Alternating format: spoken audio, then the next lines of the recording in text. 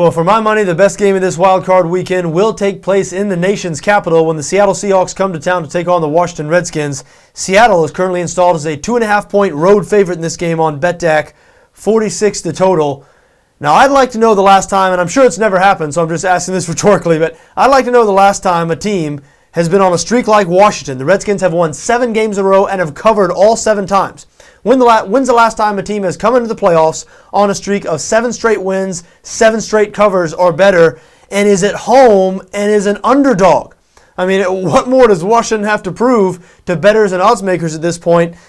It just goes to show you how high people's opinion is of the Seattle Seahawks right now. The Seahawks, they've won their last 5 games, 4-1 against the spread in those games. Their last 4 games, they've averaged 42 points per game. Their opponent has scored a combined 40 points. So Seattle's been as dominant as any team in the NFL. And if they were playing at home, this team has been so much better at home this season. They were 8-0 at home. If they were playing at home, in my mind, they would be the odds-on favorite to win the NFC. But they're not playing at home.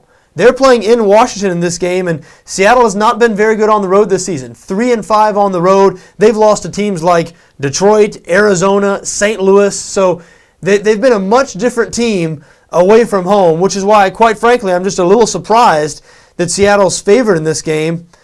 All that being said, I think I have a slight lean towards Seattle here. Now, this is not one of my favorite games. To me, this game feels like a toss-up. I'm just looking forward to watching it. I think it's going to be a great game. What about the matchup of these 2 rookie quarterbacks, Robert Griffin III, Russell Wilson, the 2 leaders in the race for Rookie of the Year? And they're both surrounded by some pieces now. Alfred Morris, don't discount this guy, Washington's rookie running back. I mean, everybody talks about the one rookie in the Washington backfield, Griffin, and you just leave Morris out of there. Well, in the game last week against Dallas, it was Morris who was the most important player on that Washington offense. Robert Griffin actually didn't do that much, only threw for 100 yards on 9 of 18 passing, rushed for 63 more. He did not look fully healthy, which is one reason I have a slight lean towards Seattle in this game, because this Seattle defense is so good. Number 1 in the NFL in points allowed. I mean, they are just nasty, and a less than 100% Griffin. And I know Mike Shanahan has said this week that Griffin's fine, but I watched that game last week, as I'm sure you did. He looked like he was a little gimpy, looked like he was limping around a little bit, and it was not as dynamic as we've seen him at other times this season. And certainly Seattle has a much better defense than Dallas does. So I don't know. I think it's going to be very tough for Washington's offense to have the same type of success against the Seattle Seahawks this week that they've had throughout much of the year, and they have had a lot of success. The Redskins, 5th in the NFL in total offense, 4th in points scored, number 1 in the league in rushing offense. So it'll be strength versus strength when they're on the field against this Seahawks defense, which, as we said, is leading the NFL in points allowed. They only allow 15.3 points per game. On the other side of the ball, the Seahawks offense has been playing much better lately. We talked about they're averaging 42 points per game over their last 4.